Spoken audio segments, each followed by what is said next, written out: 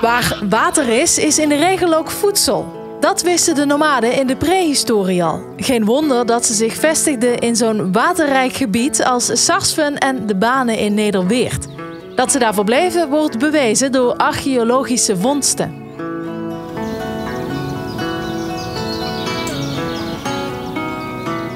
Ik had beter mijn zonnebril kunnen opzetten op zo'n mooie dag als vandaag, Loek. We zijn door de struiken gekomen. Waar staan we hier? Dat klopt. We zijn hier bij Sarsven aan de Banen. Dat is een bijzonder peelvennengebied. Onderdeel van een groter vennengebied. Ja. En Sarsven aan de Banen is een heel bijzonder gebied voor het Limburgs landschap allereerst. Want het is een van de allereerste natuurgebieden die het Limburgs landschap heeft aangekocht. Ja, welke jaren hebben we het dan over? We hebben het over 1941. We hebben het aangekocht tijdens de Tweede Wereldoorlog. Voor maar 1100 gulden. Dus dat is redelijk bijzonder. Ja. En het is ook nog bijzonder voor Nederland. Maar waarom, dat kan ik je op een andere plek laten zien. Oké.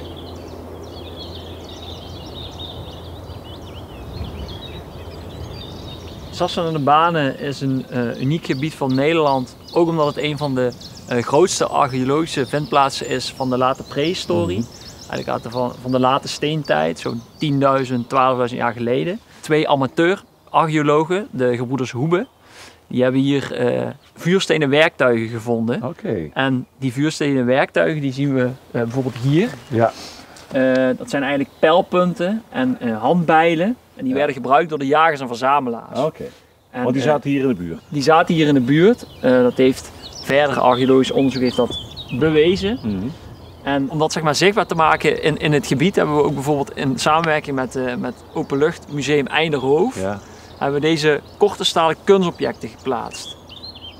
De jagers en verzamelaars waren nomaden, dus ze kwamen hier voor een bepaalde tijd, ze vestigden hier en ze trokken op een gegeven moment weer verder. Dus hoeveel is niet bekend, want ze kwamen hier een soort van op en af.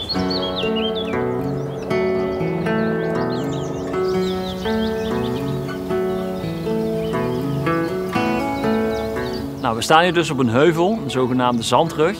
En dit is ook de plek waar de jagers en verzamelaars zich vestigden. Ja. En dat is ook het bijzondere aan Sarsven aan de Banen. Want de jagers en verzamelaars die kwamen eigenlijk in heel Noordwest-Europa. Maar Sarsven aan de Banen is nog eigenlijk een gebied waar je heel duidelijk door de hoogteverschillen kan zien hoe het landschap gebruikt werd in die periode. Okay. En ze vestigden dus hier op de zandruggen. Veiliger, hè? De veiligere, precies inderdaad. Ze kregen geen natte voeten. De vennen zaten vol met vis. Maar ze konden ook vanuit de hoger gelegen gedeelte heel makkelijk jagen op de lager gelegen deeltes tussen het moeras en het vennengebied. Ja. Bijvoorbeeld de reeën die aan het drinken waren, maar ook bijvoorbeeld de hazen, de konijnen die net voorbij kwamen. Ja. En de historie is eigenlijk de leidraad geweest voor het natuurstel van Sarsven aan de Banen. We hebben de hooggelegen delen, dus de zogenaamde zandruggen, hebben we besloten om die niet aan te raken. Die wilden we gewoon in ere houden, want dat was de plek waar de jagers zich vestigden. Ja. En de lage gelegen delen, dus de vennen, die hebben we proberen te herstellen. Ja. En wat dat heeft opgeleverd, is dat de flora van weleer, die is in principe weer teruggekomen. Ja. En toen is dit plaatje eigenlijk weer hersteld. Ja, het is een mooi plaatje. Het is zeker een mooi plaatje, dus genieten. En met dat mooie plaatje bedoelen we niet de achterkant van het hoofd van Robert. Straks meer prachtige beelden als we naar een Eldorado voor vogels gaan.